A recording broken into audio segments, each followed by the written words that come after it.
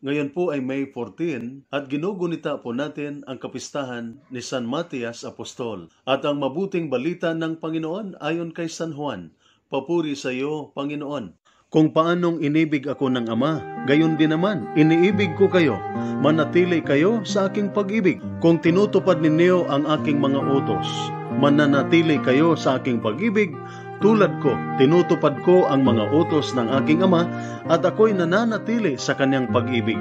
Sinabi ko sa inyo ang mga bagay na ito upang mapa sa inyo ang kagalakan ko at nang sa gayon malubos ang inyong kagalakan. Ito ang aking utos. Magmahalan kayo gaya ng pagmamahal ko sa inyo. Walang pag-ibig na hihigit pa kaysa pag-ibig ng isang taong nag-aalay ng kanyang buhay para sa kanyang mga kaibigan. Kayo'y mga kaibigan ko kung tinutupad ninyo ang aking mga utos. Hindi ko na kayo itinuturing na mga alipin, sapagkat hindi alam ng alipin ang ginagawa ng kanyang Panginoon. Sa halip, itinuring ko kayong mga kaibigan, sapagkat sinabi ko sa inyo ang lahat ng narinig ko sa aking Ama. Hindi kayo ang pumili sa akin, kundi ako ang pumili sa inyo. Hinirang ko kayo upang kayo'y humayo at mamunga at manatili ang inyong bunga. Sa gayon, ang anumang hingiin ninyo sa Ama sa aking pangalan ay ibibigay sa inyo. Ito nga ang utos ko sa inyo. Magmahalan kayo. Ang mabuting balita ng ating Panginoon. Pinupuri ka namin, Panginoong Hesukristo. Paano po ba tayo manatili sa pag-ibig ng Diyos magpakailanman? Sinabi ni Jesus sa mabuting balita na mananatili lamang tayo sa pag-ibig ng Diyos kung tinutupad natin ang kanyang mga utos. Ang kautusan ng Diyos halimbawa sa pag-aasawa.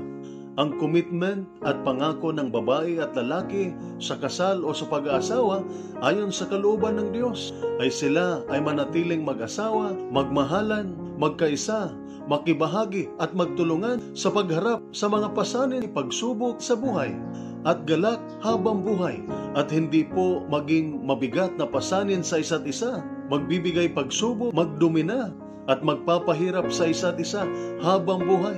Ang nag-iisang paraan upang manatili ang mag-asawa sa pag-ibig ng Diyos ay ang pagmamahal sa isa't isa habang buhay.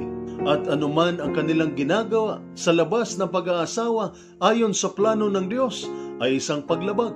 At ang paglabag na ito ay ang naghihiwalay sa atin mula sa pag-ibig ng Diyos. Ngunit itinatag at ibinigay sa atin ng ating Panginoon ang sakramento ng kumpisal upang tayo ay mapatawad at gumaling mula sa ating pagkakasala. At pagkatapos nating nagsisi, nagbalik loob sa pamamagitan ng sakramento ng kumpisal, tayo ay nananatili uli sa pag-ibig ng Diyos. At dapat po nating maalala lagi na wala pong perfect marriage at ganap na pamilya dahil wala pong taong perfect sa mundong ito.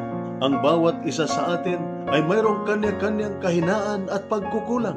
Kaya lagi tayong magpatawad at lagi pong may kababaang loob na tanggapin ang ating pagkakamali at pagkukulang. Laging nandiyan ang pag-ibig ng Diyos para sa atin sa araw-araw. Sinisigurado po sa atin ng ating Panginoong Hesus na wala pong bahid at pagkukulang sa pag-aasawa na hindi po malilinis at mapupunuan hanggat pinili ng mag-asawa na manatili sa loob ng pag-ibig ng Diyos sa pamamagitan ng pagmamahal sa isa't isa habang buhay. At ito ay nagpapahiwatig ng kanilang kahandaan na magpatawad at ng kanilang kababaang loob na tanggapin ang kanilang sariling pagkakamali at kasalanan. Kaya upang tayo ay manatili sa pag-ibig ng Diyos magpakailanman, tuparin natin ang kanyang mga utos. Ito po ang salita ng Diyos, ang ating gabay. Let us pray. Lord God, Almighty Father, Creator of mankind and Author of peace, those who take refuge in you will be glad and forever will shout for joy. Protect our soldiers as they discharge their duties. Protect them with the shield of your strength and keep them safe from all evil and harm. Grant them courage and hope. May they ever experience your firm support, gentle love, and compassionate healing.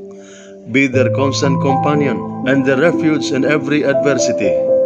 Be their power and protector, leading them from darkness to light.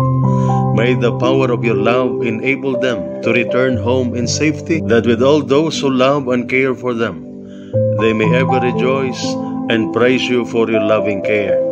We ask this through Christ our Lord. Amen. Mary, Queen of Peace, pray for us. Saint Michael the Archangel, pray for us. Saint Ignatius of Loyola, pray for us. At sumainyo at sa inyong pamilya ang pagpapala na makapangyarihang Diyos, Ama, Anak at Espiritu Santo. Amen.